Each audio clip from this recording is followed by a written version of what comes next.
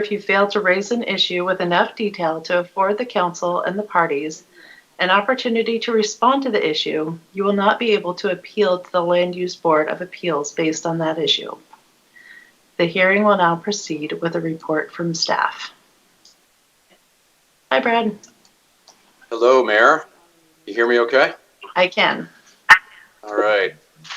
I don't know if I need to request control, Karen. I think maybe I can just share my PowerPoint. Correct, you could do that. So at the top of the screen, by that lead button you saw in the middle, there's a little, it looks like almost like a bell. It's a speaker with an X next to it. You should be able to turn the audio down there. Hey, Rick, give us a thumbs up if you can hear us. He's on the phone with Julie right now. Oh, okay. Looks like his video is. Hello. Is that Hello? Rick? Rick, can you hear me? No, my name is Clay, and I'm calling in and used an ID to make some statements at the public public session comment at the end. Yep. Yeah, at the end. So we are not quite there yet. Which does your phone number end in 15? 0173. 73. Okay, I'm going to put you on mute for now, but we will call on you in a little bit. Okay, I thought, funny, and I heard some stuff that on my computer, so that it doesn't sound like what I heard here. So anyway, just we're just in the middle of a different part of the meeting right now. But yeah, okay. When I call your name in public comment, press *6 to unmute yourself. And Okay, I'll do that. I will. How long do you think it'll be? At least 15 minutes, probably. Okay, fair enough. Okay. Thank you. Bye. Okay. Rick, can you hear us? Julie is actually on her way to his house to help him. Okay.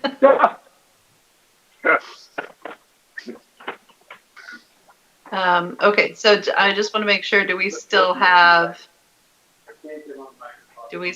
quorum? I'm seeing Vanessa, Brian, Kurt. We have Rob on the phone. DJ, you're on the phone. Okay, we should be fine. Yes, correct. I'm here. Thank you. I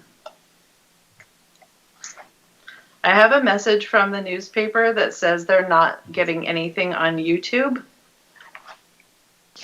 But Rob said it is he's watching streaming. YouTube. Mayor, I Yes. did just check and that's been fixed. Okay. We're live on YouTube. Okay. Sorry, this is online meetings, not so fun. All right. Brad, did we figure out how to do the presentation? I think so, as long as you're able to see the slide there that says right-of-way vacation at the top. Yeah, it's pretty small on my screen, but I think there we can. Is it big for everybody now? Okay. Kurt is saying yes. Oh, nope, it was better how it just was. Better before. Yes. Okay. All right. There you go. That's good. All right. Well, I will walk us through this this public hearing. My name is Bradley Clark, Director of Community Development, and this is a application to vacate a portion of public right-of-way that is adjacent to Lot 500 of map number 360528C. This is Overland Drive in the Overland area. So the request is to vacate about 30,640 square feet of city-owned right-of-way. And this is associated with an application for a 32-lot tentative subdivision, which is going through a separate hearing process from this one tonight. Tonight's hearing is just the right-of-way vacation.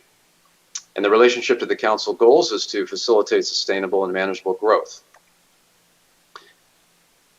So here's the area that we're talking about. Panoramic Loop, some of you may know, is adjacent to the north side of the parcel. This is approximately 12.5 acres. The white stripe that you see running through the yellow parcel, that is the right-of-way that we're talking about tonight.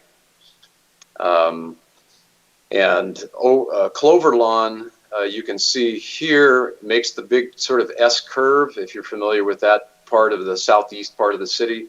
So right where it makes the second major curve is the southwest corner of the property that we're talking about. This is a map showing the proposed Silverbrook planned unit development. And this application, as I mentioned, goes through a public hearing at the Planning Commission. However, because a significant part of the subdivision approval is linked to whether or not the City Council will approve the right-of-way, this public hearing is being held first. So I just wanted to, for context, I just wanted to give the council a sense for the area and for the reason for the application. We do have Justin Gerlitz. I think I saw his icon on the phone tonight, and he's representing the applicant, and he'll be prepared to speak later and can give you more information if you want about the planned unit development. But basically, it's 32 lots. There's a significant amount of open space on the north end. There is one building lot at the north. They're proposing a 6-phase project. And again, the portion that we're talking about tonight is basically running from this lot 32 kind of all the way down to about where Clover Lawn is. So it's kind of that stretch right there in the middle of the project. So here's a zoom in on that. This is turned. What I just showed you was north-south orientation, and this little drawing here is, you can see in the bottom corner, north is sort of angling to the upper right. So we're really talking about kind of the western half. And if you look closely, hopefully you can see the cross-hatched area. I'm going to kind of outline it there. So the cross-hatched area on the north side of Overland Drive, and again, Overland Drive here, that's not built. That would be built if the planned unit development was approved. But on the north side of that is the area that we're talking about. So today, this whole stretch is 80 feet wide, and that is a carryover from several years ago. I'll talk about it in just a minute. I included this. I apologize. I'm seeing now that it's very blurry. That's not your eyes. That's actually a drawing that was blown up too much. But this is submitted with the application. It shows 53 feet of right-of-way with an 8-foot pedestrian path on the one side, a landscape planter, then the 2 main travel lanes for Overland Drive in the middle, and then a planter and another sidewalk. So that's the proposed street section that would be within the new planned unit development. So here's a site photo from that S curve on Clover Lawn Drive, just to kind of show you where we're at. This is a pedestrian multi-use pathway that takes off of Clover Lawn Drive and then hooks up. It's about 1.5 miles long multi-use path that stretches along this whole stretch and connects into Rogue River Highway. Some of you may have been on it. So this is the area portion just in from that we're talking about. So just a little bit more background. Through County Order 2005-003, this was a quitclaim deed was filed in 2005 when the City of Grants Pass acquired ownership of the entire Overland Drive right-of-way. So that's just confirming for the City Council some research that we did as staff that we do indeed own that. Section 6, Title 6 of the Grants Pass Municipal Code says that the City Council can vacate public right-of-way when not less than 3/4 of the adjacent property owner's consent. That's actually more restrictive than the state statute, which says 2/3. And in this case, the owner of the property today is the Murrays. They own all of the adjacent property, so we're only talking about one property owner that's involved with this in terms of giving consent, and they did give written consent for this application. So here's the criterion for approval. Chapter 10, Section 1 of the city's charter and Section 6.44 of the municipal code state that upon consent, if not less than 3/4 of the property vacated, the council may approve the vacation by ordinance. Then the Oregon Revised Statute 271 outlines procedures for the city to vacate the public right-of-way. A lot of that has to do with the mailing notice that's required and has to do with the process that's required in order to basically relinquish public land and vacate public right-of-way. The last item there is actually directly out of the Oregon Revised Statute 271.120. The title of that section is determination, and it does ask the question, will the public, well, it doesn't ask the question, but one of the criterion is, will the public interest be prejudiced by vacating the street right-of-way? So that's actually another required part of what the council has to consider before making any decision. In terms of public comments, we did get one email and one phone call. That was the same individual asking for clarification about this application. We got that a few weeks ago. That concerned neighbor stated that after looking at the application in more detail and talking to one of our staff, they had no objection. With all applications, we send them to all of the departments, and in this case, the Public Works Department, and Jason Kennedy's on tonight, they had recommended that City Council approve the vacation with one modification, and that's that the requested Overland Drive right-of-way maintain a width of 60 feet rather than the proposed 53. So asking for an additional, that an additional 7 feet be maintained. That would provide better alignment with the future extension of Overland Drive.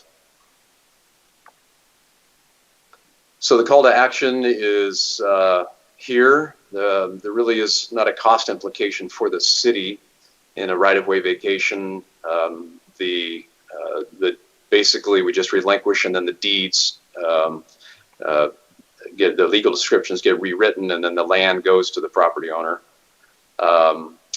There is no call to action date. A 180-day deadline doesn't pertain to these applications. The application is recommended for approval with the modification by Public Works to maintain 60 feet of right-of-way. And then there's a recommended motion there. So we can stop there with the staff report and see if you have any questions. Thank you, Brad. All right, council, do you have questions? And I saw your hand up a second ago, DJ. Did you change your mind? Go ahead, DJ. Yeah, can you just elaborate a tad bit more on the reason for the 60 feet rather than the ask of the applicant? Yeah, I can. Well, I guess Jason, are you on? I might just kind of rely on Jason. I am going to go back here to the larger drawing. That might help, so you can kind of see the relationship of this, because that's really what this ties to. Correct. So, Councilor Frazier, our request was to maintain 60 feet rather than the 53 feet. If we look at the section of Overland Drive that's already constructed down at the, it's actually at the top of the slide, which you can't see because it's just off the screen. That width is about a 60-foot right-of-way. And the developer is doing a great job trying to maintain the trail. This is part of the Overland Trail Network along the creek. But we just think for the future, it is better to retain that additional 7 feet as opposed to relinquishing it now and turning out to need it, 20, 30 years in the future. Sure. Thank you, Jason. Council, are there any other questions?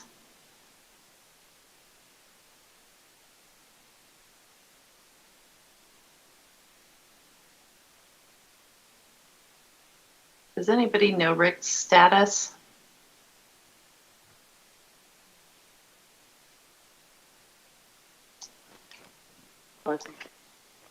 No, I have not gotten any confirmation that he is able to hear yet. Okay. Yes, I can now hear. Hi, Rick. Did you have Can any you- questions? Yeah, I sort of do, but sorry, I was struggling with all the connections here. We're still patching up what we can do. So the right-of-way that's there, because I'm familiar with Overland Drive, being with the county for many years, and it's quite wide. So the purpose, I'm just confirming, the purpose to vacate it is to narrow the right-of-way? Yes. Okay, and then are they only vacating that portion or totally vacating the entire right-of-way and then reestablishing a new one? No, the application is just to vacate a portion of that 80-foot. And the portion that they're proposing is just adjacent to the parcel, the 12.5-acre parcel, that white outline that you see on the screen there. Hopefully you can see.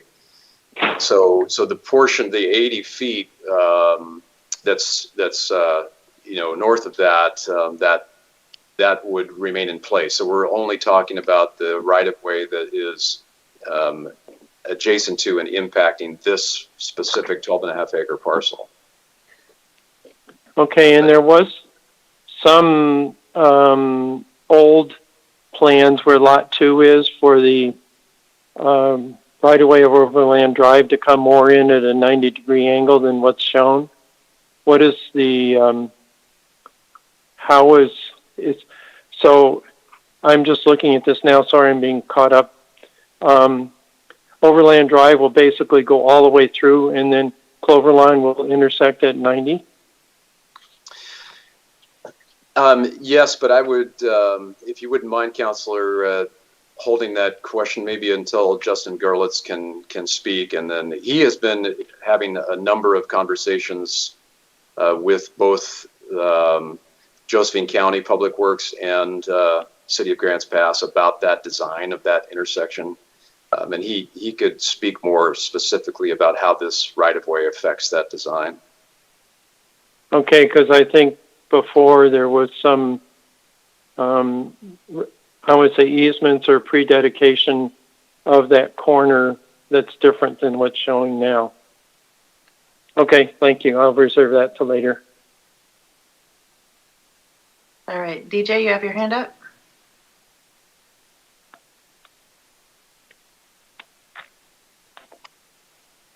Yeah, thank you. Just in regards to that, the difference between what was asked for in the right-of-way and what's being recommended, is the applicant aware of the change from the 53 to 60, and is that going to be accommodating for them? Yes. I guess what I mean to say is are they still going to be able to develop as intended with the 60-foot recommendation? Well, we'll certainly let the applicant, Justin Gerlitz, speak to that. But my understanding is that and Jason and Wade with our public works team have had conversations with them about the 60 versus the 53 feet. So I don't know, Jason, maybe you could comment on the status of that. I would let Justin speak. I mean, it did sound, I know that I didn't talk with him, Wade did personally, but what was relayed to me is we think that we can shift the road a little bit. The issue becomes a challenge with lots 6 through 10 due to the proximity of Fruitdale Creek. And really that's what the developer is trying to accommodate by narrowing up the right-of-way. Otherwise, I don't believe that those lots can be created in a way that they fit. But again, Justin can much better speak to that than I. Oh, sure. Yes, that's fine. I agree that just might be something that we need to wait for Justin to talk about. Thank you. All right. I'll just note for our people on the phone, if you need to raise your hand, it's *5. Hi, Rick. another question. Okay, go ahead. I have another question. Go ahead, Rick. Brad, the road that serves lots 29, 30, and 31, is that a narrower road? And of course, in the county, it could be called restricted residential, but this is in the city.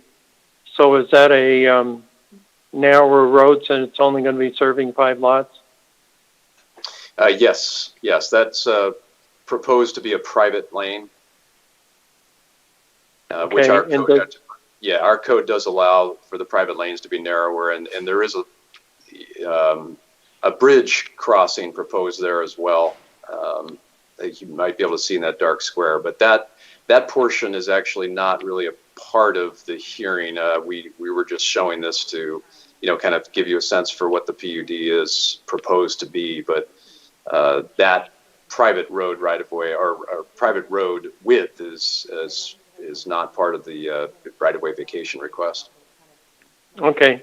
Well, thank you. That helps. That answers my question. Thank you. All right, council, do we have any other questions? Just a reminder again on the phone, if you want to raise your hand, it's *5. If you need to unmute, it is *6.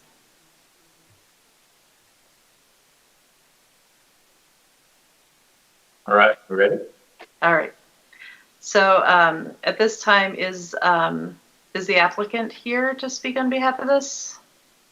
Yeah. Okay, go ahead. Good evening.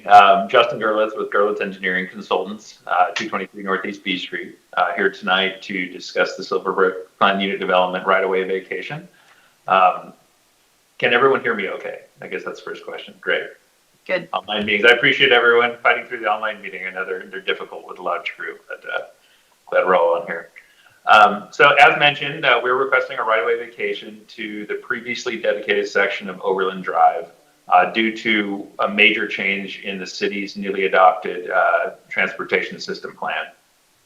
This request is similar to what we would probably more normally see on alley sections. I think that's probably the more common place that I've requested these in the past, where we've got old sections of alley that either are not used anymore or partially used and not entirely used. It is being made in conjunction with the 32 lot development, as Brad stated. And I think it is important. I'll try to kind of go through that briefly a little bit more, because it is important to understand why we're making this request versus just making it outright.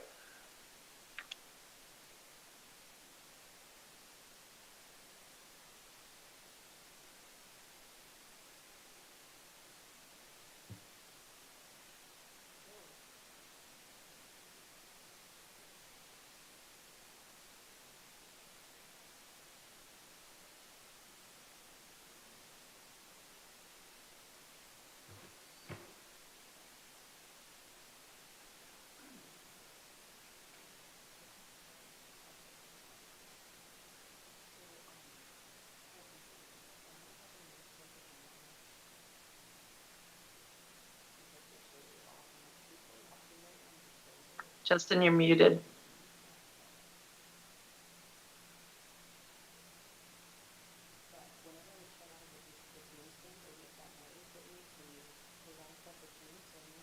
I can't unmute you. You have to unmute yourself. All right. There you go. Thanks. Hear me okay now? Yes.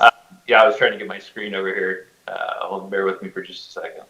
Let's see here.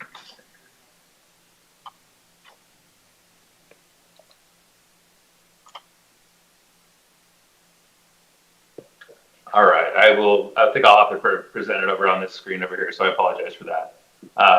So yeah, as mentioned, as part of the subdivision, can everyone see that screen okay right now? Great. So this is located in Southeast Grants Pass. This is kind of an aerial photograph of the area. This is the Overland Drive right-of-way from Hamilton Lane, which wraps around the site over here, down this Overland Drive section. This curvy blue line right here is the Fruitdale Creek that runs basically right along the edge of this thing. And then the yellow here is the property that we're talking about in question. This is a zoomed in portion of it. As mentioned, the right-of-way request is for this property only. There may be in the future additional requests made as things develop, but right now it is just for this specific property. This is kind of an aerial view, Google view, kind of looking to the northwest. So this is that section right here, and there's a large hill, a large bluff up here, which is part of this upper roadway in the subdivision. And again, this is Hamilton, and this is the curved portion of Cloverlawn, just for reference. As Brad showed a couple of pictures, this is the intersection where we're going to be tying into the development. So this is where Overland right away comes out to Cloverlawn. And this is the different view here. There is a trail here, as Brad mentioned. This is a trail that is kind of right down the center of the right of way. Here's a few pictures of that, just for reference. This is kind of in the middle of our property, in the middle of this right of way section. At the far north end, this is beyond our project. This is what the existing, I believe it's Trollview subdivision looks like right now. So this is where the road kind of dead ends into this area. As mentioned, we're doing a planned unit development. So as part of this, we're going to be creating 32 lots. We're going to create what's really kind of an urban forest. This hillside right here is going to be maintained as Tract B in its entirety. So we're going to keep that as a forested hillside. And then there'll be additional open space dedicated through Fruitdale Creek down the middle, and that'll be a different tract of land. And the idea here is to kind of keep all that in a natural state, have the houses back up to it, run the trail system that we have now alongside this roadway, so we can kind of maintain the existing feel of this whole area as it is today with the development integrated into it. As we zoom in closer, there is one lot that will be up there on the hill, and then most of the lots will be down here on the southern portion of the whole property. A lot of that's just based on those natural features in the terrain. There will be some new roads created off of this section of Overland Drive, but again, tonight we're focusing on this portion right here of Overland Drive when it comes to the right-of-way request.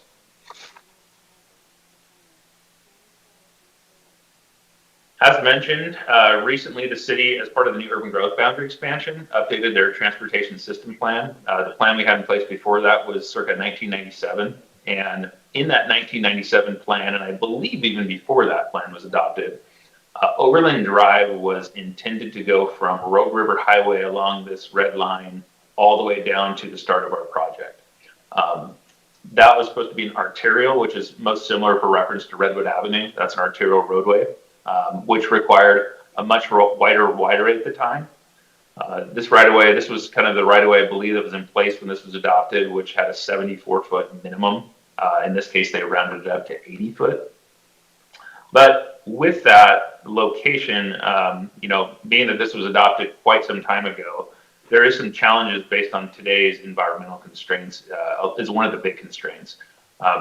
As we showed, Fruitdale Creek runs right along the side of most of this right-of-way. I think it actually pokes into portions of the right-of-way right now, at least the buffers do, which is a difficult thing to overcome when it comes to building a road in a creek these days, which was a lot different 20 or 30 years ago.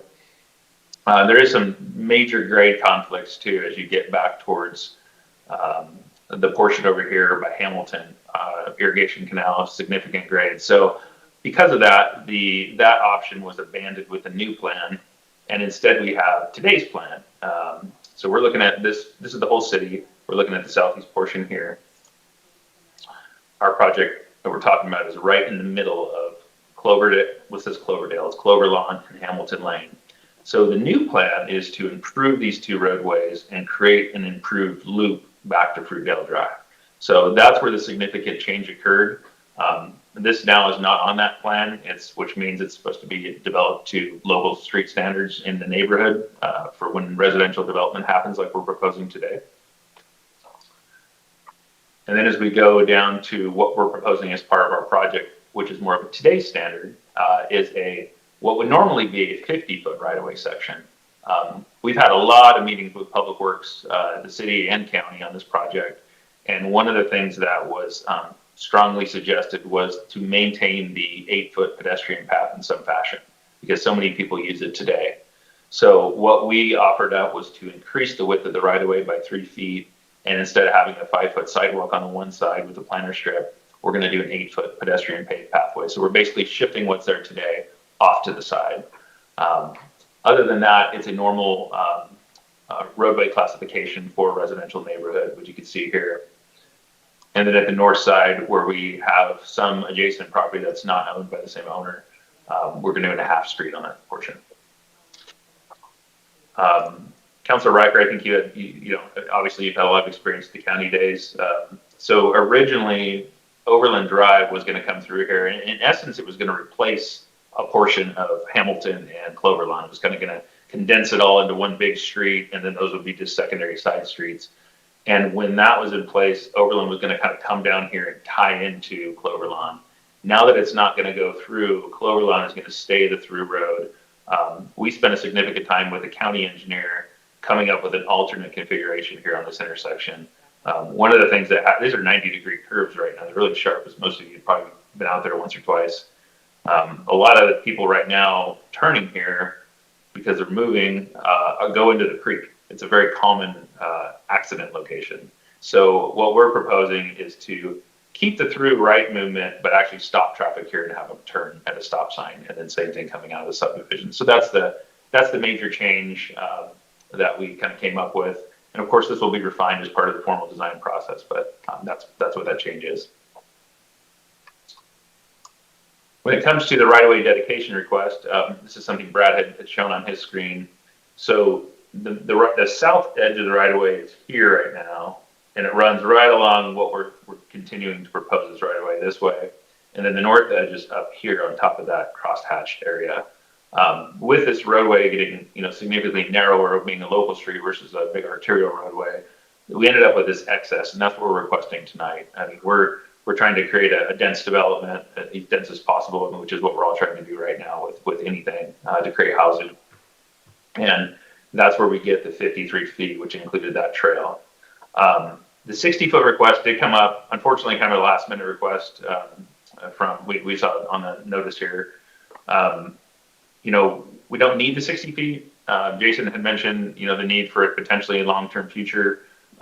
You know, we do have to give up 7 more feet of width. I believe, talking with Wade, that Public Works might be willing to adjust a little bit of that into one side and a little bit on the other versus all on one side. We are a little bit afraid if we just keep it on the one side at 60 feet that we're going to pitch these lots over here to a depth that might not work very well for homes. You know, reluctantly, I guess, if the long term, if that's what we need to do, and as long as we can do a little bit of shifting in here, I think we'd be willing to accept that change. And based on that, I kind of typed up something here that kind of was more in tune with what we just said versus a specific square footage, because that would change from the original square footage request. We put right-of-way is approved to be vacated along the existing Overland Drive section adjacent to tax lot 500, but the applicant shall maintain a full 60 feet of right-of-way width between Overland Drive and the north end of the Silverbrook preview project for future connections. Final location of this right-of-way may vary slightly from the existing dedicated right-of-way location to accommodate the new roadway and existing utilities. So if council is supportive of the request tonight, I just wanted to put that up there as a proposed action alternative.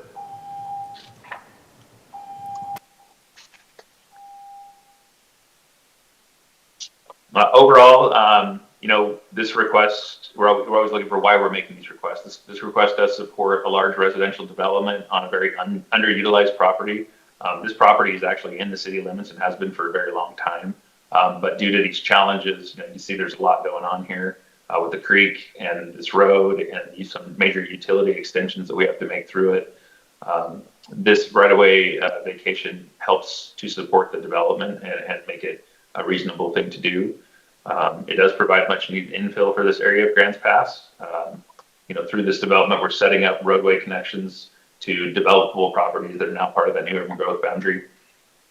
And finally, and this was important to us on the development side, it removes the city maintenance aspect of this excess right-of-way from the city's coffers and puts it back into the homeowners association. we've had challenges with people sleeping in these areas and things, and we want to make sure that this is safe and maintained. It isn't a fire area where we've got, we're going to maintain the trees in the creek and the trees in the forest, and we just want to make sure that it's thinned properly on an annual basis. So based on that information, we're looking for approval of the ordinance tonight to vacate the excess Overland Drive right away, and I'm happy to answer any questions that you may have. Thank you, Justin. Rick, did you have a question?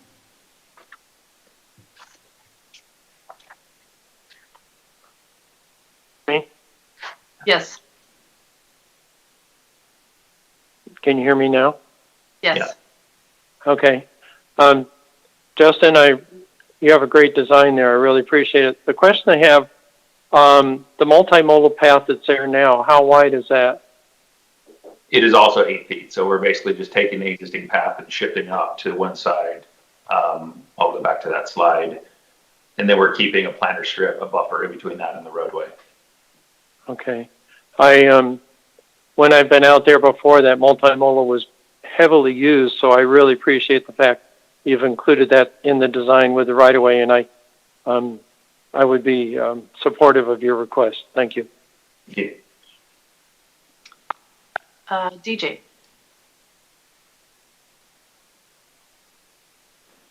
Yeah, thank you, Justin. I want to extend the same inquiry to you.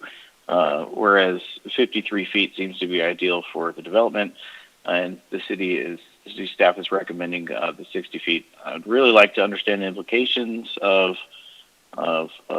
53 versus 60 feet, so I can understand what's that going to do for your proposed development. We had briefly talked about that. I mean, I think what would ultimately happen is we would lose a lot on that creek side. Unfortunately, that's about, by taking out 3.5 feet over all these lots, and with the limitations of the buffers on the creek, we would probably end up having to drop a lot in that area. So that's the primary implication. Thank you. Are there any other council questions?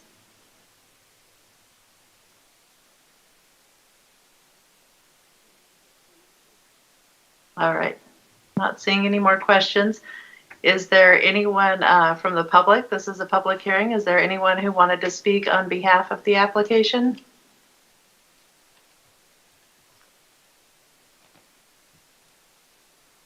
Or is there anyone who wanted to speak against the application?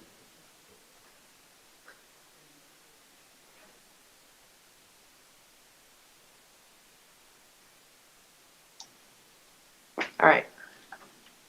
In that case, we will close the public hearing and turn this over to the council for discussion.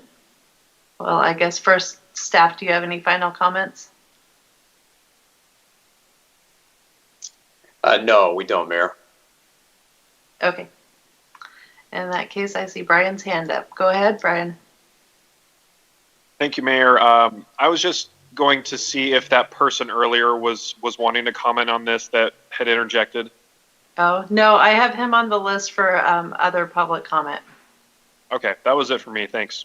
Okay, thank you. DJ. If I could open the discussion about the width of the right-of-way. I'd like to, again, extend the opportunity for Public Works to talk about the benefit for the city in 60 feet versus the benefit of the developer for 53 feet, because I think this is a great project. I'm really happy to see that Glover Lawn area be reworked and create that loop. So I'm certainly in favor of this development. In my opinion, it just really comes down to do we award what the engineers are proposing, or do we maintain what staff is proposing for 60 feet? Yeah, and thank you. Yeah. So Justin talked about the width on a local access street, and he is absolutely correct. That is 50 feet for a street that gets 250 to 1,500 average daily trips. The minimum right-of-way required for a local access street that receives over 1,500 average daily trips is 58 feet. So Public Works really is just looking to the future, looking at what we have constructed already of Overland Drive down below, And we believe it's prudent for the city to maintain that wider amount of right-of-way, because once we construct this at a narrower level, if we do end up at that much higher level, we cannot come back and reconstruct the street as those lots are already going to be built out. And so that would just be our concern. Yes, that may not happen for 20, 30 years. Our understanding, or what I know that was related to Justin, we're not asking for a wider road width, just that wider right of way, and then a little bit of shifting in that design. I had not heard about the losing a lot, Justin. I'm sorry, I just heard that for the first time when you spoke tonight, and that is a little bit unfortunate. We definitely don't want to. We want to help support housing and the development as well. We're just doing what we do in Public Works, which is to look towards the future and try to maintain future connectivity.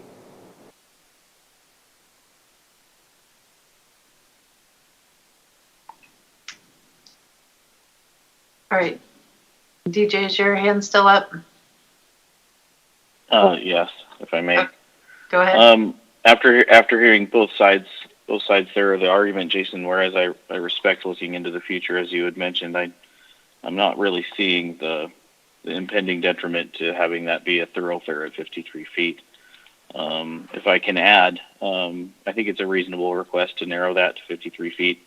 I think the benefits are undeniable, whereas we are all striving to get higher density. One more thing is, as we talk about buildable lands inventory, I want people to understand that this project is clearly demonstrating some of the challenges it is to create buildable lands inventory. And I think that we need to be as accommodating as possible to work with the development community in getting these. So I'd like to make a motion to approve the development proposal as requested with the suggested ordinance language at 53 feet. Thank you, DJ. Is there a second? Rick with the second. All right, discussion on the motion.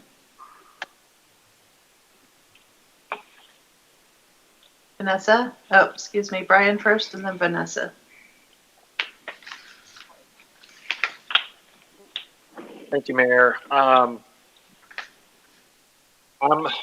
just have to say I'm inclined to agree with Public Works, and I think it's wise to look into the future. I don't think losing 7 feet of right-of-way is going to be a huge detriment to this project. Justin Gerlitz himself even said that they can work with that. He even had a proposed motion with the 60 feet. So they're going to be okay with that. Staff is recommending that, and I think we need to take a little bit longer view than what the development community might view. Thank you. Vanessa?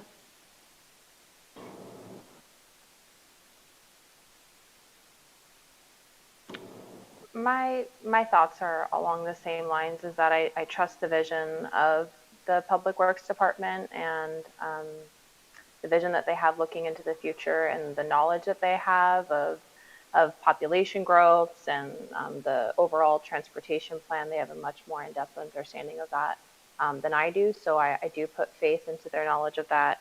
And just like the engineer had outlined, they would have been fine with this proposed amendment, although it was short notice, which I'm sorry to hear about that you've discovered that today, but willing to work with that.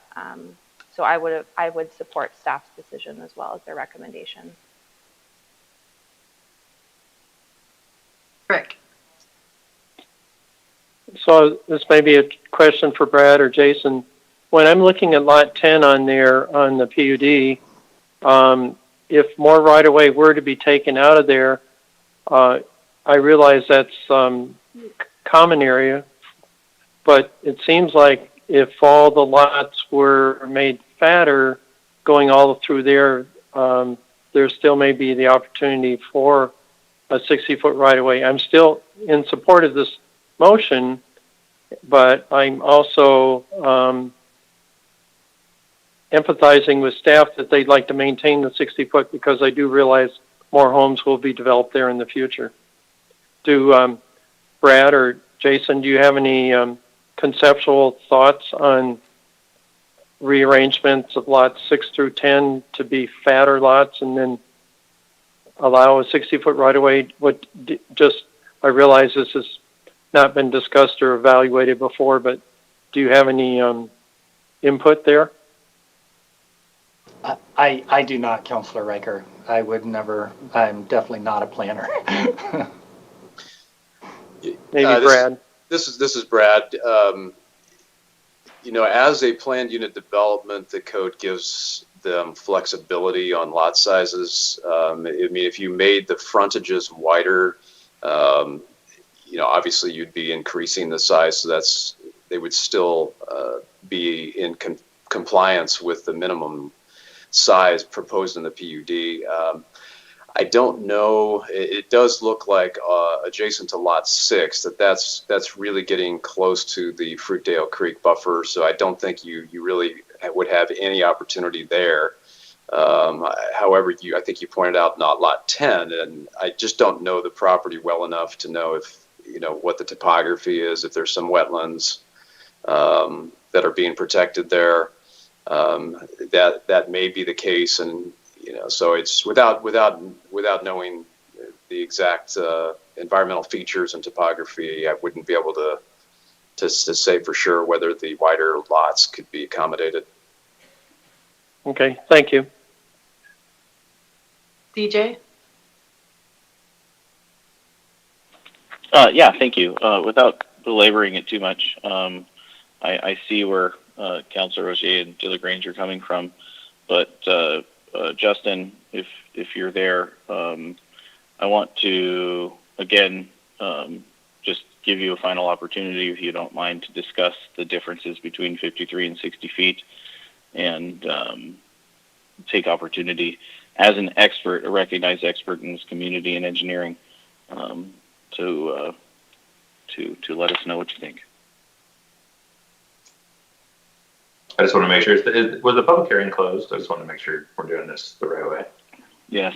Do we need to reopen the public hearing for me to speak? I'm not sure, Mark. So if Justin introduces new evidence, then we would need to reopen the hearing. And that shouldn't be too much of a problem because I don't recall a large amount of public commentary the first time around. But yes, I will listen for it, and if there's new evidence, I will let you know that we would at least need to offer the public a chance to rebut that new evidence. Thank you. Go ahead, Justin. Thank you. Well, just to clarify on those lots 6 through 10, the area that is north of lot 10 is actually going to be a detention pond right next to the creek buffers. We really don't have any other place to put it. It's not shown on here, unfortunately. So that's why those, and then you've got the creek that kind of comes in on the other side of lot 6 over here, which is impinging further development that way. So that's why these lots are located where they're at and the size that they are. They are only 97 feet deep to the edge of that thing, which is kind of the shallow, most lots are averages like 50 or 60 by 100. So that's why we were concerned, especially if we had to do all this right away on one side, because 7 foot off of a 97-foot lot only makes it 90 feet deep, and we can't push it out any farther into the creek area. So that was my biggest concern. And again, this is a short evaluation. If we can shift part of that past the right-of-way line that's there right now to accommodate the extra width, and then only do some of that here, that would be a substantial improvement to what we're talking about. I guess I wanted to clarify if that was acceptable to council. And Jason. No, yeah, if you don't mind. Yeah, in that thread of conversation, I think if we are going to entertain the 60 feet, I think it's prudent to discuss that shifting and if that would therefore be acceptable. And that almost seems as if it would be entertaining, reworking and looking at this and seeing if this works for the developer. Yeah, I know right now the big thing is we have our planning commission hearing is next Wednesday. Those are scheduled here, and we were wanting to make sure that that this right-of-way vacation was acceptable prior to that hearing, so we can get it approved. And from Public Works standpoint, if it shifts to the east or the west, we don't really have a preference there. Because it's the same property owner on both sides. It's not like one property owner is getting shortchanged because we're taking more right of way or giving up more right of way on one side or the other.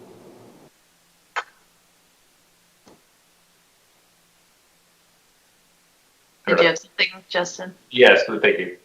One thing, Jason, I did hear you say was that a 58-foot might be an acceptable width. I didn't know if to kind of meet in the middle a little bit, if we can go down to 58 feet, or if that was the case, just to help. You know, it's 2 less feet, which could make a difference, especially on the creek side.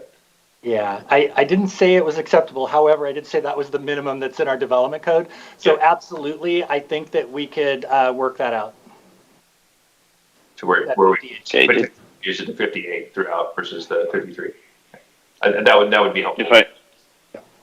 If I may, Sarah, just kind of Go with ahead. the conversation thread, if I'm hearing just that discussion between you guys, which I think is great, am I hearing from both parties that 58 feet would be accommodating for everybody's goals?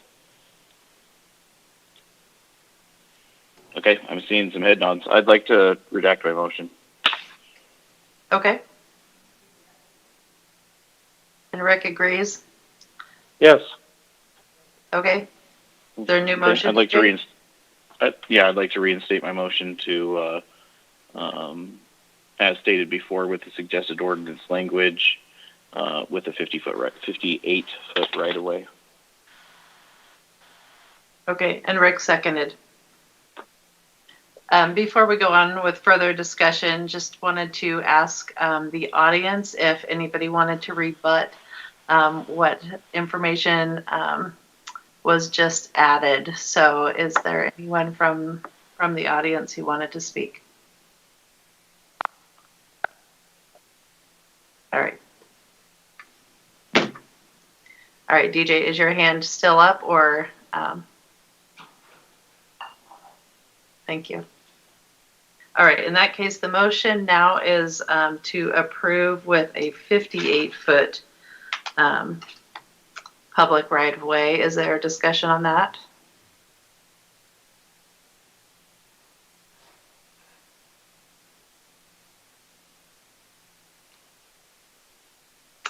All right, in that case, let's vote. And DJ, you made the motion, so let's start with you. Yes. Rick? Yes. Kurt? Yes.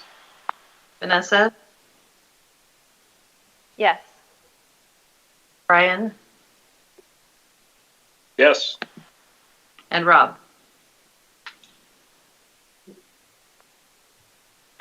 Rob, you have to do *6 if you're with us. I just did. How do you vote? Yes. Okay, thank you. Motion carries 6-0.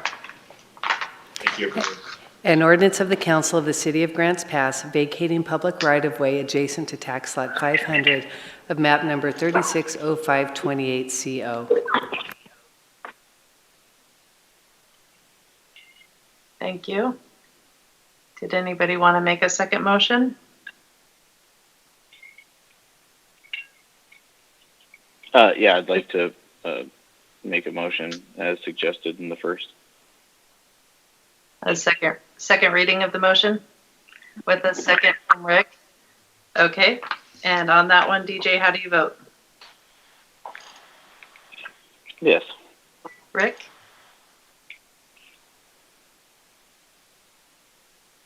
Rick, can you hear me? Okay, now I'm back on it again. The *6 has a 5-second delay. Yes, it's a yes okay. vote. Mhm. Good to know. Thank you. Vanessa? Yes. Rick, excuse me, Kurt? Yes. Brian? Yes. And Rob? Yes. Okay, we got all of you. Go ahead, please, Karen. An ordinance of the Council of the City of Grants Pass vacating public right-of-way adjacent to tax lot 500 of map number 360528CO. Thank you. All right. Next up on the agenda, we have a consideration. We have 5 vacancies on the Urban Tree Committee. Let me get to the right screen here.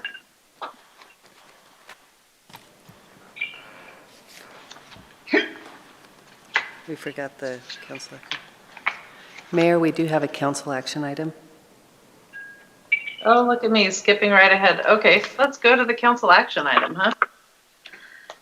huh? Okay, so we are considering a resolution that would authorize the city manager to enter into an agreement with Sladen Constructors, Inc. for water treatment plan design. Is that you, Jason? I've got you on mute, Jason. Thank you. Just trying to be quiet. Can you all see my screen? Perfect. Yes. That's what I wanted to see.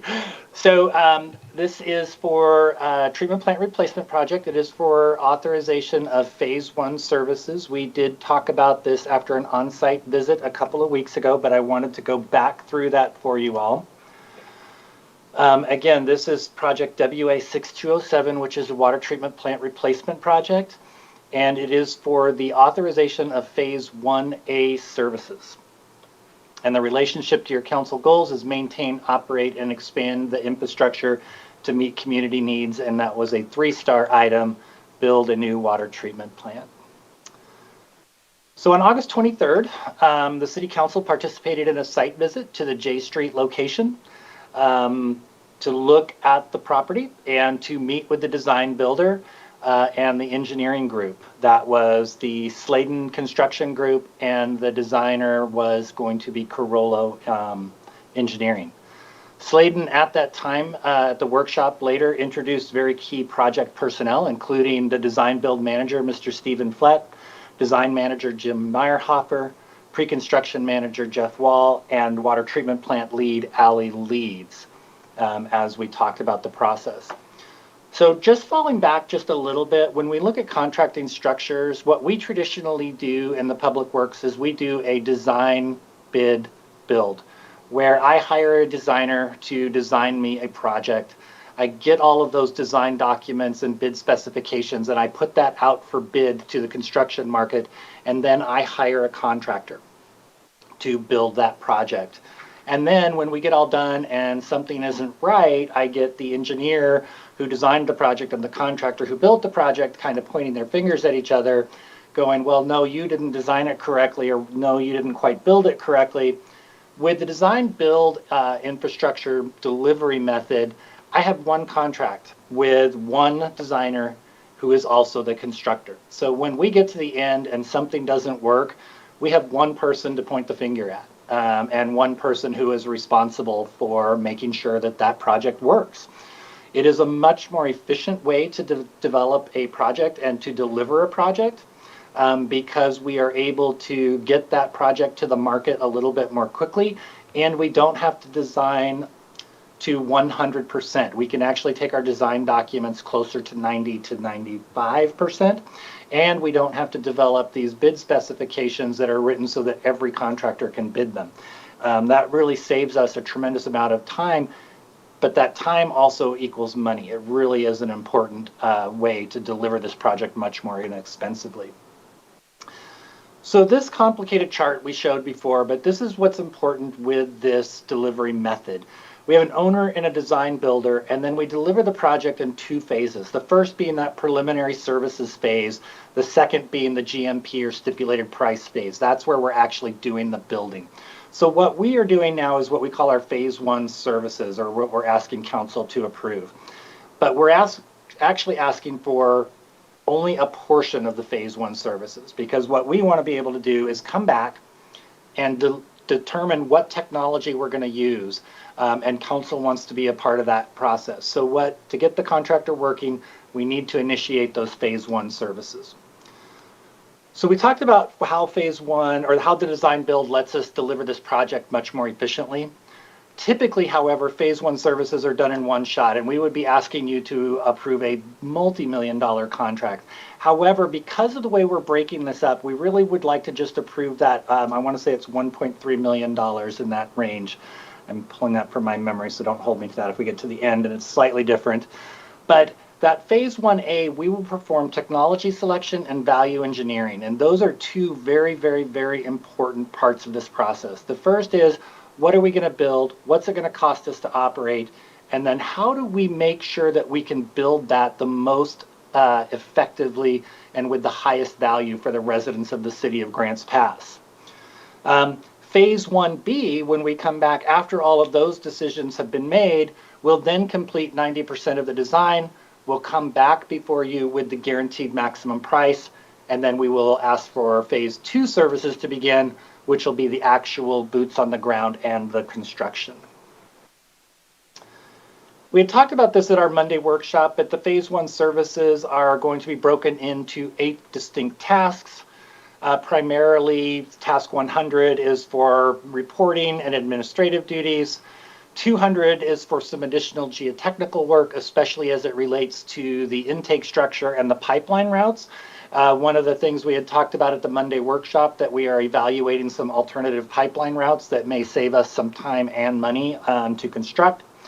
500, and remember, I'm skipping over 3 and 4 because that's where the bulk of the work is on this task order, and I'll get back to those. But 500 provides for the complete design. You're not going to see a lot of dollars included in this task in the task order, because that 30, 60, and 90 review will be handled under 1B. But it also includes some modeling of the intake structure to include that, to ensure that any modifications that we make to that are not going to affect the performance of the intake structure. Task 600 is for permitting and public outreach. There is a significant amount of permitting work that's going to be required as we construct a new water treatment plant, in addition to extensive public notification when we're doing all of our pipeline work, in addition to phasing of projects, potential plant shutdowns related to tie-ins. It's going to be a very involved process that's going to last for 3 to 5 years. And then 700 is where all of the cost development occurs. We will be providing you with constant cost updates as the project develops, and each of those cost updates will be more and more finite. What that means is it'll be more accurate as we develop the project moving along. And then, of course, 18 is delivery of conformed drawings, or 800, excuse me. So really what we're asking for approval of today, even though all of those other tasks are included and there are small amounts of money in some of those tasks, is task 300 and 400, and that is our technology selection task and the basis of design portion. So the basis of design is really, it's a detailed document that says, here is what we are going to build, here's what we expect that performance to be, here's how many gallons of water it's going to treat, here's what the water is going to look like on the way in and on the way out. That way we have a very clear definition of what it is that we're building and what our expectations are.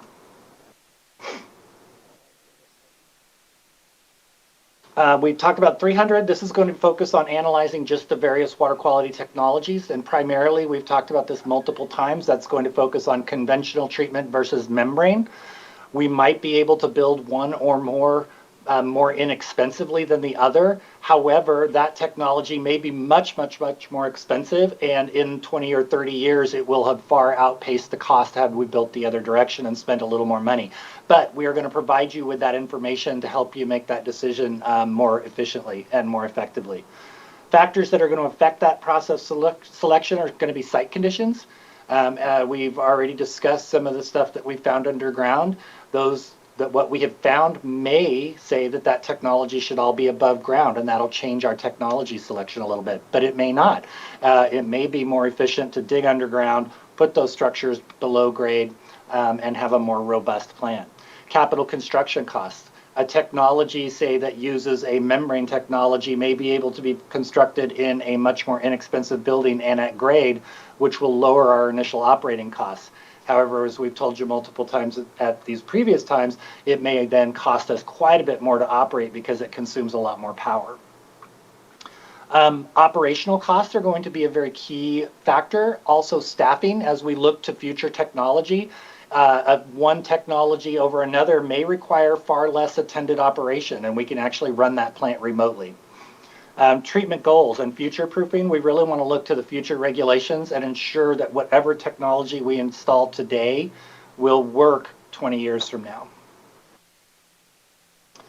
So the basis of design, this is task 400, is really that's the nuts and bolts of what we're going to build. I kind of already talked about that, but it also includes in that the value engineering session, and that's what I really want to talk about. There's quite a bit of dollars, and you can see those allocated in that price for the value engineering. And that's where we've come up, we've said, here's what we're going to design. We believe it will have this many pumps, this many tanks, this many chemicals, this many, widgets and all of those pieces.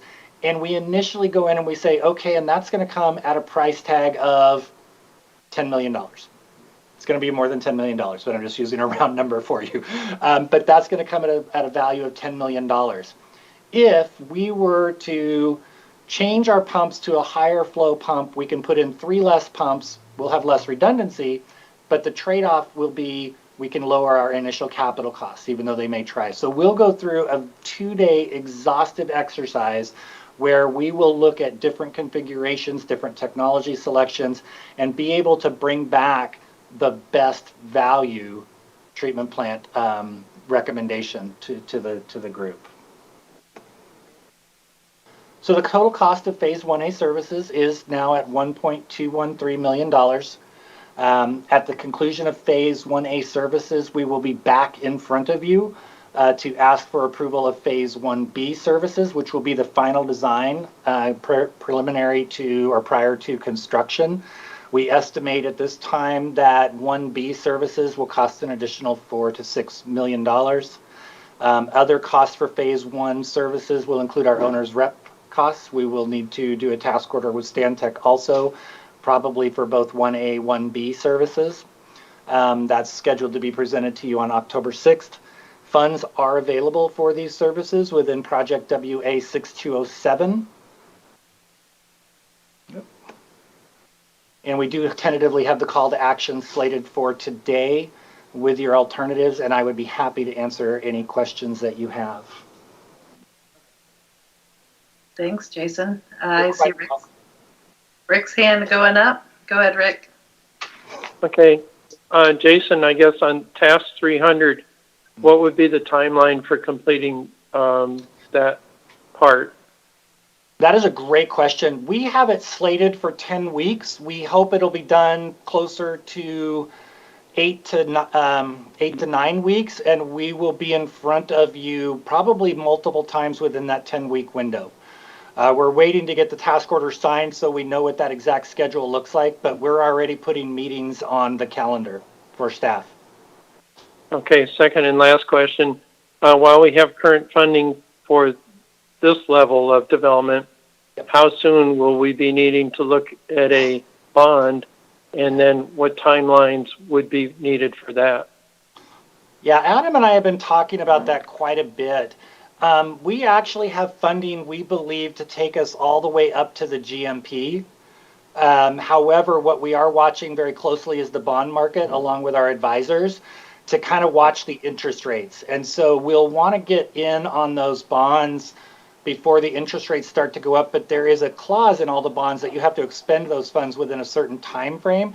And so if we get them too soon, we may not be able to expend them. I think it has to be to 80%. There's some number within a time period. And so we want to really time that out very, very carefully. So we're watching it very closely. I believe we will have enough cash on hand to take us all the way through to construction. Okay, thank you. Vanessa, go ahead. This question is for you, Jason. It wasn't, or anyone who could answer, I suppose. It wasn't clear to me who the author of Exhibit A is, the design build agreement. Was that the City of Grants Pass or Sladen?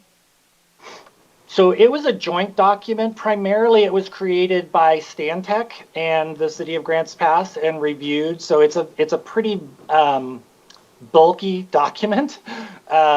It's the same agreement that we used for the wastewater design build, and it is modeled on the Design Build Institute of America's basis, their documents. So it is a nationally recognized document. Okay, that's wonderful. I just had a couple of things that I wanted to run by you to ensure that they were favorable to you. Okay. The first is on page 35. Okay.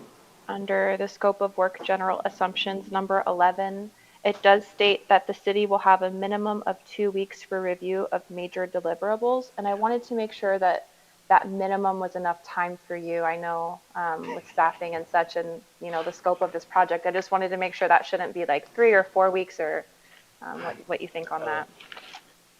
First off, I want to say thank you for asking that question because that is something we do go back and forth on. So it is a minimum, and we have talked with Sladen. The important thing is if we give ourselves 4 weeks, we're still going to wait till week 4 to do the review. So we're trying to keep that short because time is money, and the longer that we drag out the contracting teams, the more you will end up paying them in overhead. So it is definitely in our interest for us to turn those documents around very clearly. We're making some staffing changes at the water treatment plant. We're bringing on some additional help. What that will do is it will free up the full-time staff to be able to do those document reviews in a timely fashion. So yes, 2 weeks was favorable to us, and we did negotiate that with Sladen and Carollo. Okay. Whoops. And the second is on page 47. You touched on it today under task 400. When there is the value engineering sessions, I'm showing that they are required to be in person in Staten, Oregon, which is almost 4 hours away. So I also wanted to make sure that that was favorable for you as well.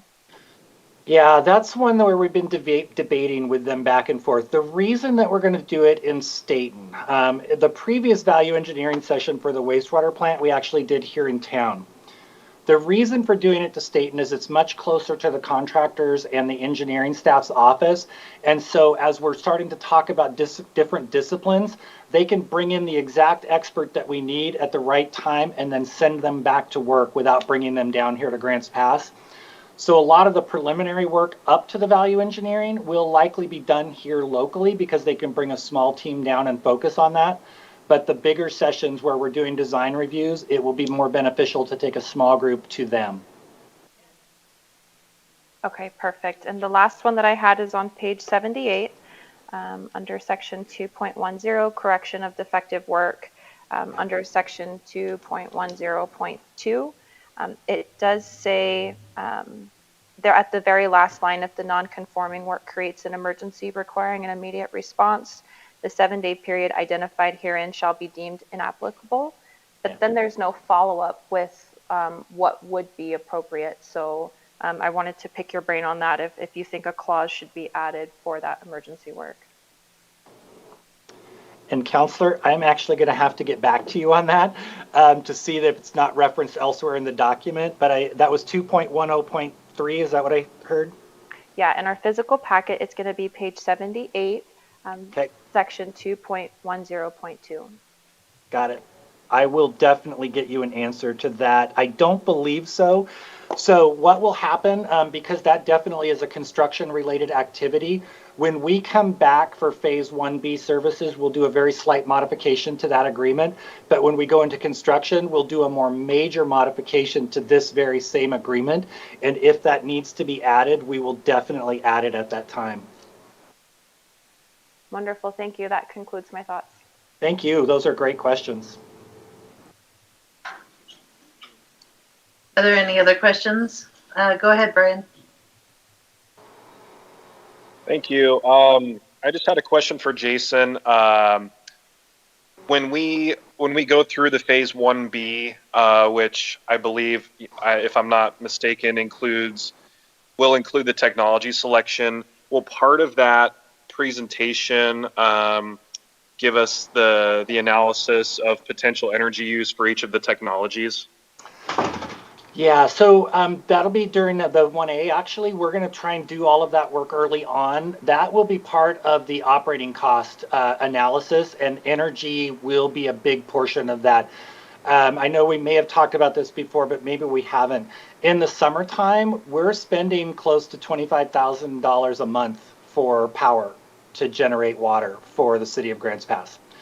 So any technology we look at, we're going to want to use that as one of our yardsticks because it is one of our biggest drivers for cost. So yes, that will be part of the analysis and that information will be presented to you. Okay, awesome. Thank you. And then I just had one other question.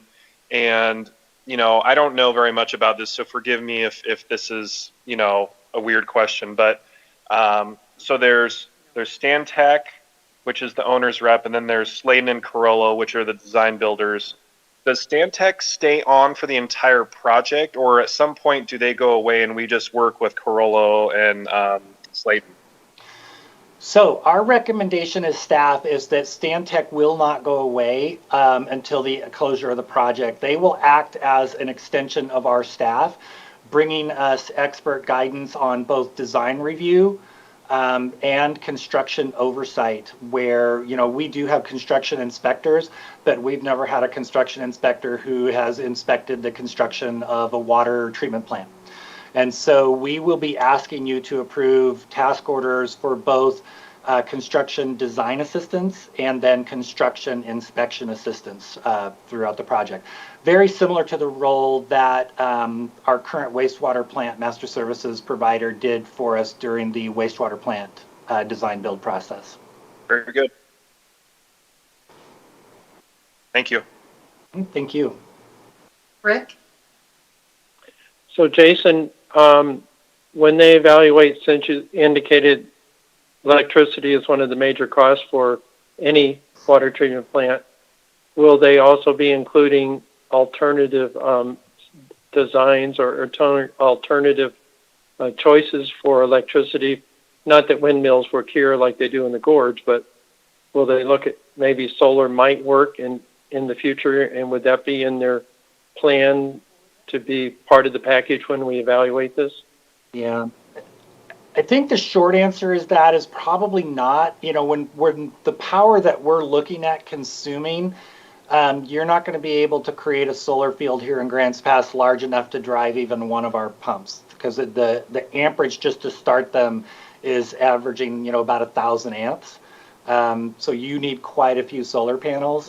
What we would probably want to do is just make sure that we incorporate solar, say, into the design to be able to run power in the admin portions of the building or something along those lines, where we can look at reducing. But our admin power is like this much of our power, and really it does boil down to pumps. Everything is driven around the pumps.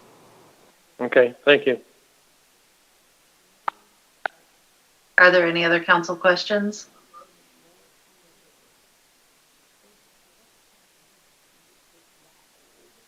Thank you. All right, thank you.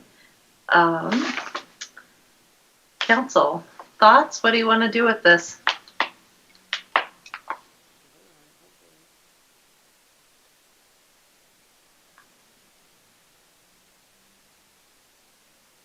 Don't all jump in there at once.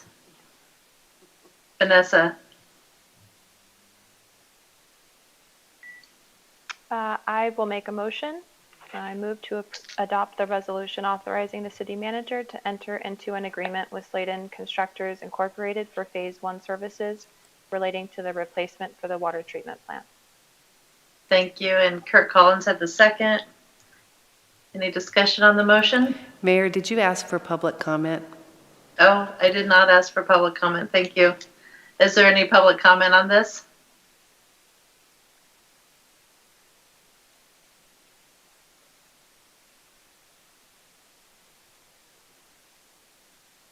All right, we'll return. Council, did you have any discussion on the motion to approve the resolution? All right, in that case, Vanessa, you made the motion. How do you vote? Yes. Kurt? Yes. Brian? Yes. DJ. Yeah, I'm totally confident in our representative and our public works department. Yes. Thank you. Rick? Yes, I'm glad to see this project move forward. Thank you. And Rob? Yes. Thank you. All right. Now we will move on to our committee, Urban Tree Advisory Committee. And there are 5 vacancies to consider, and we received 7 applicants. Michael Holtzinger and James Love are current committee members who applied. Then we also had applications from Nicole Kiefer, Cambry Nelson, Alex Ralph, David Renton, and Barbara Villanova. Villona. There's no V towards the end. The committee has recommended 5. So this was it wasn't in your paper packet, but it is in the packet that was emailed earlier this afternoon, but I will read them. The committee recommended reappointing James Love and Michael Holtzinger. And they also recommended Nicole Kiefer. They said they liked her application statements and her desire to serve. They appreciated her comments on climate change, deforestation, and her wish to help future generations. Barbara Villona, the committee found value in her experience on other committees, such as the board of a women's shelter and her volunteerism with the Siskiyou Field Institute in Selma. And David Renton, the committee appreciated that David grew up in Grants Pass and returned after retiring. They felt his historic perspective of our community would be valuable to the committee. And furthermore, the committee liked his comments on preserving natural resources and felt his interests aligned with the committee's ongoing work looking at tree preservation policies. So normally, we would have our slips that we would pass down, and we're not able to do that tonight. So I'm going to just go through each of you, and I think if you want to just state whether you're in support of the committee's recommendations, or if there's another candidate you want to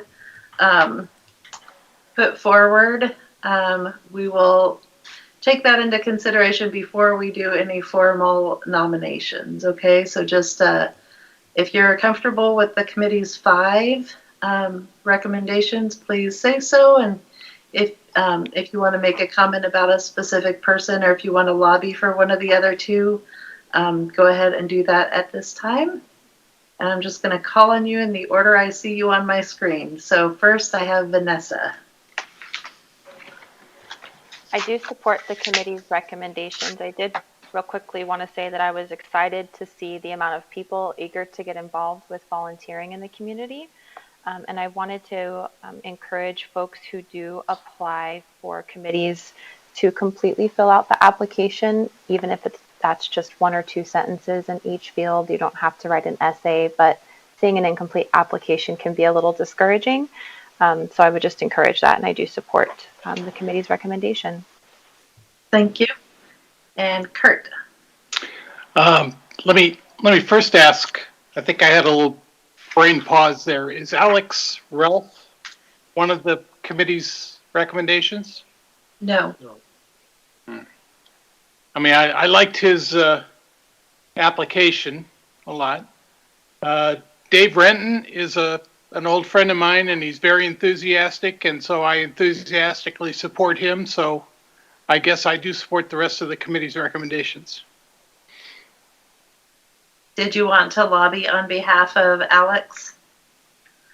No, I just think if everybody read their applications, I think you would have liked his. Yes, I think in these situations, it's entirely possible you might like all 7, but we do have to choose 5. Rob, you are next on my screen. Yeah, I would go with the committee's Fab 5. Thank you. DJ? Same. Brian? Yeah, I support the committee's recommendations. And Rick? I support the committee's recommendations. All right. Who wants to go ahead and make a formal nomination?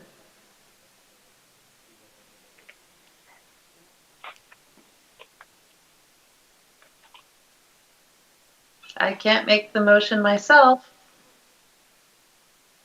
Go ahead, Vanessa. Sorry, there's a bit of a lag with my computer in trying to unmute or raise my hand. I will nominate the committee's the 5 recommendations. Okay. Second? Kurt? Rick, thank you. All right. So the motion is to appoint James Love, Michael Holtzinger, Nicole Kiefer, Barbara Villona, and David Renton. And is there any discussion on this?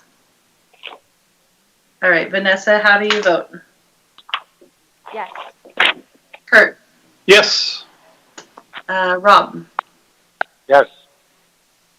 DJ? Yes. Brian? Yes.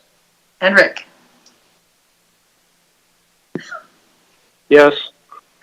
Saw the thumb. Thank you. All right. That brings us to public comment. And this is an opportunity for the public to address the City Council on items not related to a public hearing or council action item on the agenda tonight. The intent is to provide information that is pertinent to the city's jurisdiction. Each speaker will be given 3 minutes to address the council as one body, not to individuals. And at the conclusion of public comment, council will have an opportunity to respond. The meeting will proceed in an effective and courteous manner. Citizens and council will be allowed to state their positions in an atmosphere free from slander, threats, or other personal attacks. Campaigning for public office and other disruptive behavior will not be tolerated. If you have a question regarding any government-provided service or a current city policy, please contact the city manager's office and attempt to resolve the matter. And with that said, Clay Johnson, please do *6 to unmute yourself.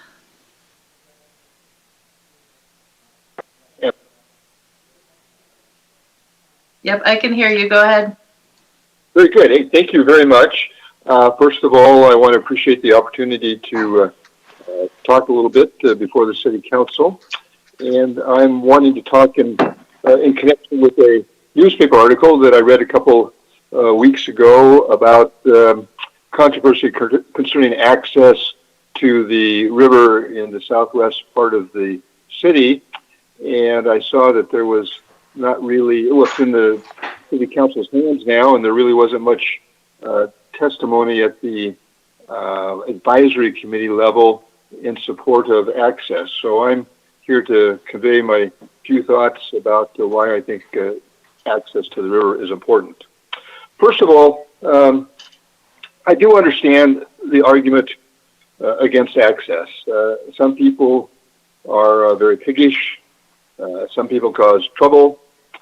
And the argument goes, well, please keep these people away from me, my property, my neighborhood, by not enticing them into the area by having access to the river. I understand that. But I think the argument for public access outweighs that argument. Number one, the Rogue River is one of the primo recreational assets probably in the country, certainly in the state, certainly in the county, and certainly for Grants Pass. And the citizens own the land, not only underneath the river, but up to the high water mark. It's theirs. And that doesn't do much good unless you have access to it. And the city promotes itself using the river, and they do it in their logos and in the events that they have here. So it would seem to me that we would want to do as much as we can, at the very least, to allow the local citizenry to have access to the river. It seems to me that there ought to be in place a plan to create more access to the river and not closing off access that we already have. And I would leave with this final thought. The beaches are owned by the public. They have a right to be on the beaches. And when we go to the coast, we have not only through the public lands, forest service and so on, have access to the beach, but we have access at various places through the cities. And I suggest that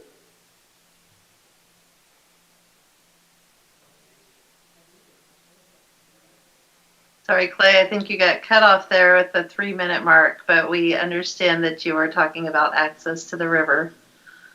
You're welcome to email any follow-up comments to us. Next up, Rika Brown.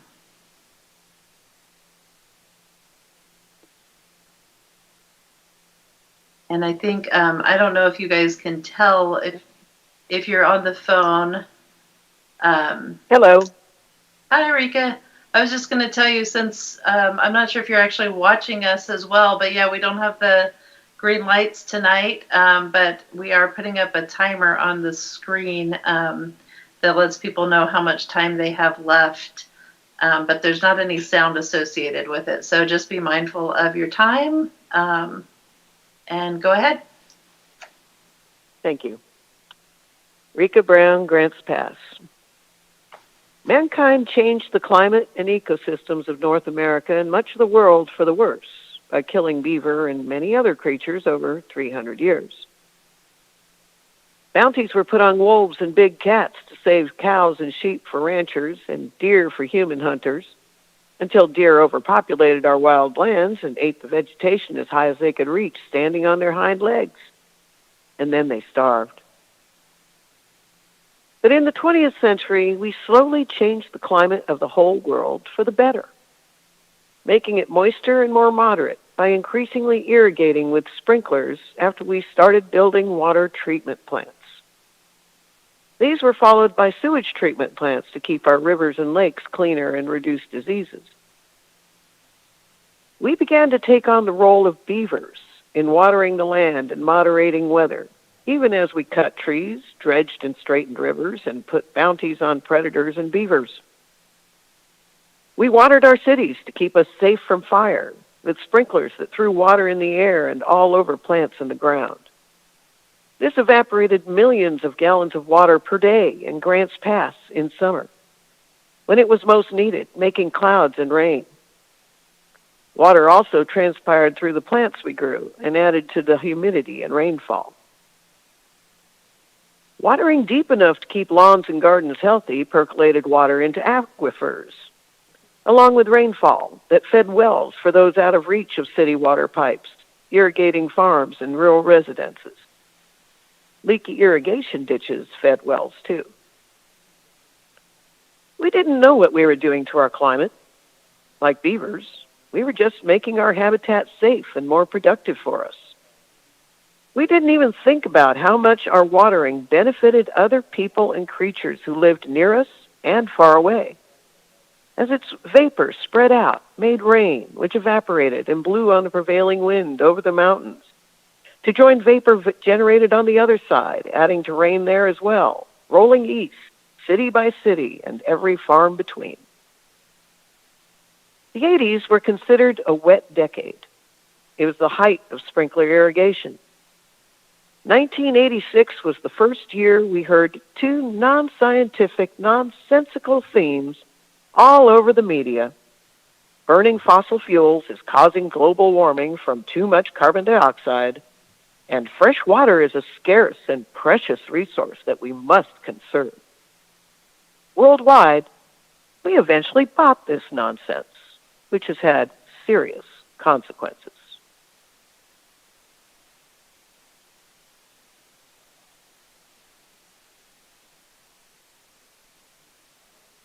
All right, thank you, Rika. Next up is Claire Morningstar.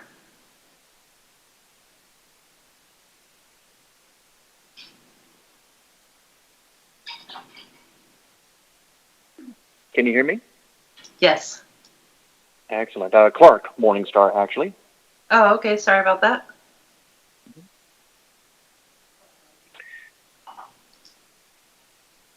Let me know when you're ready for me to begin. Oh, okay, yeah, go ahead, please. All right. Members of the council, my name is Clark Morningstar, and I'm sure you have heard a lot already about the housing issues of our county. But I want to stress to you that it's not just important, but vital that you act now and quickly.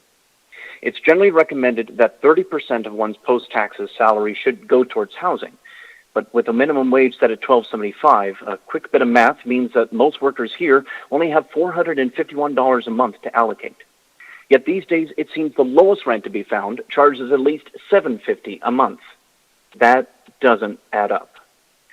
Every day there's another store, another restaurant, another business that is hanging up help wanted signs because they can't find anybody. Certainly a good part of that comes from minimum wage being artificially too low and unsustainable to live on, but that's another discussion entirely. The end result, however, is that none of us workers can actually live here. Between an almost complete lack of rent controls, short of the slim help found in Oregon Senate Bill 608, and the recent fires burning hundreds of low and middle income housing, a terrible situation has become even worse.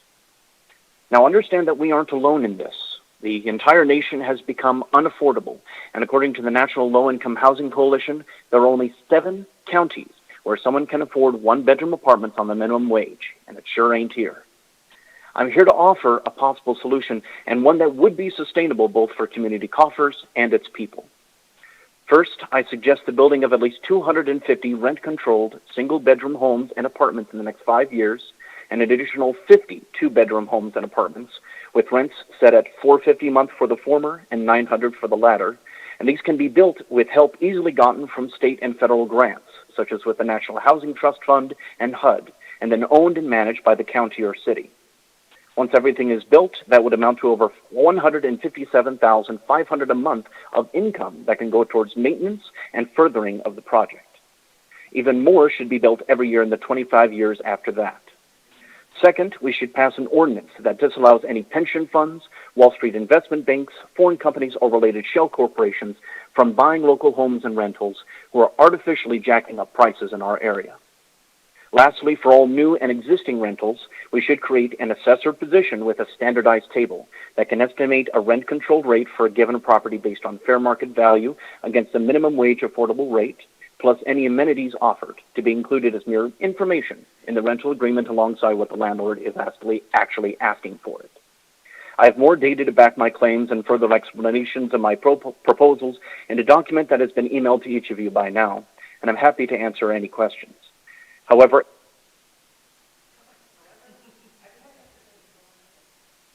Sorry, Clark, you just got cut off. I think you were kind of at the end of your comments, but I'm sorry that happened. To a couple of you tonight, we have a little bit of a different system going on here, but I think we got the gist of your comments, and certainly if you want to follow up with us, our email address is mayorcouncil@grantspassoregon.gov.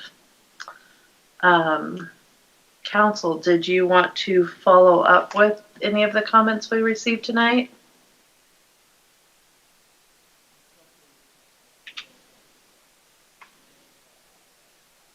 Vanessa? Yeah, I wanted to reply to Clark. I appreciate the thought that you've put into this topic. It is, the crisis facing our community. I haven't yet had the opportunity to read through the proposal that looks like you've sent to us this evening, but I'll take some time and read through that and get back to you. Thank you.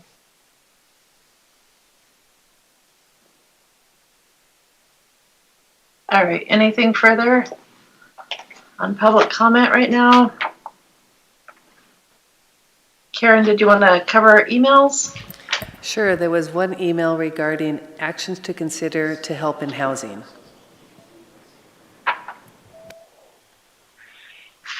Thank you. DJ said that he lost sound. As everybody else is able to hear things, it looks like. DJ, can you hear us now? Oh, he says he's back.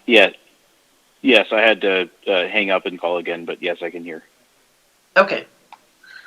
Perfect, because it is time for the consent agenda, which includes items that are of such routine nature and without controversy that they may be approved in a single action. And DJ, are you able to read that for us? Yes. Go ahead.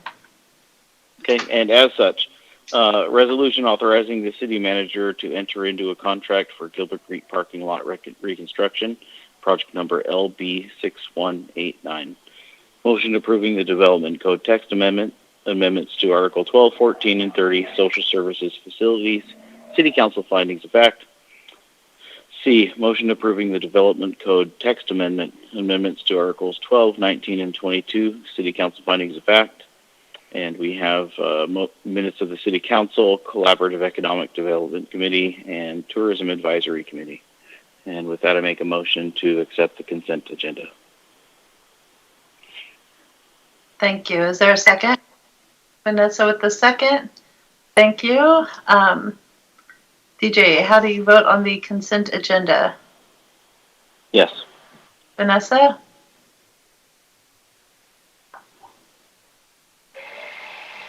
Yes. Thank you. Kurt? Yes. Brian? Yes. Rick? Yes. And Rob? Yes. Thank you. All right, matters for mayor, council, and staff. Council, did you have anything you wanted to share tonight? Go ahead and raise your hand if you do.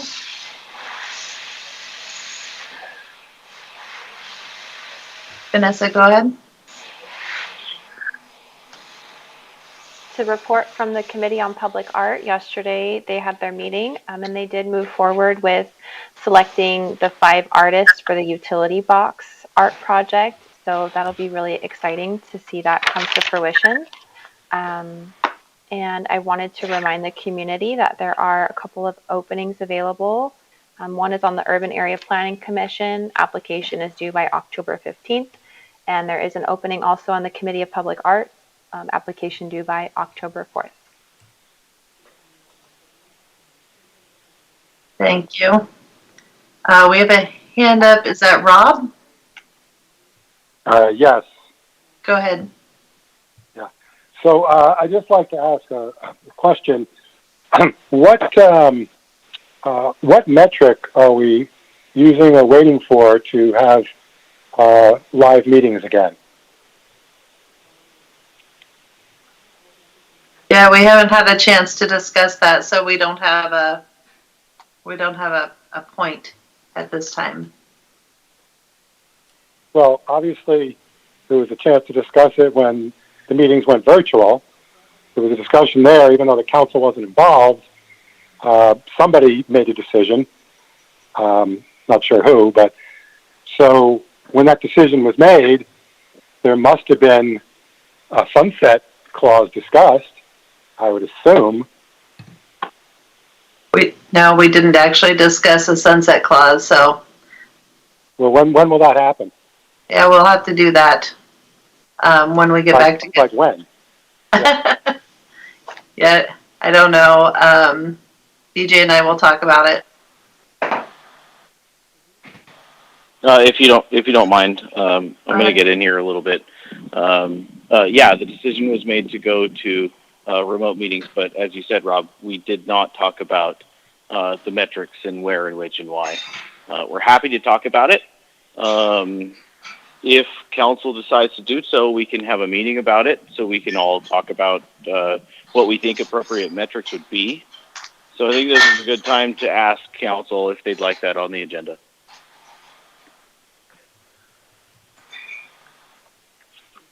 Well, I certainly would like it on the agenda.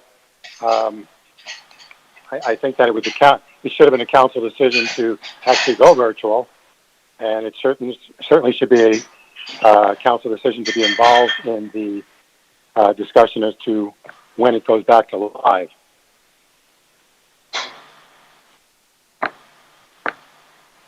Is there anybody else that wants to support getting that on the agenda? I think we could talk about it during the workshop next Monday.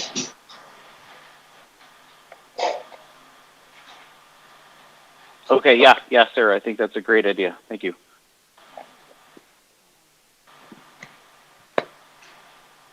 Is there anything else?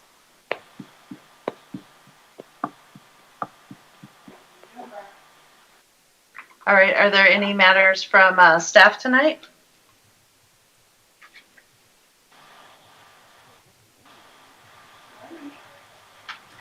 Mayor, I'm not sure if the department directors do. Just want to thank council and for your patience and the public for your patience as we're doing this virtual thing. And Mayor, I thought you did a great job this evening trying to facilitate through the bumps that we had this evening. So good job on that. Thank you.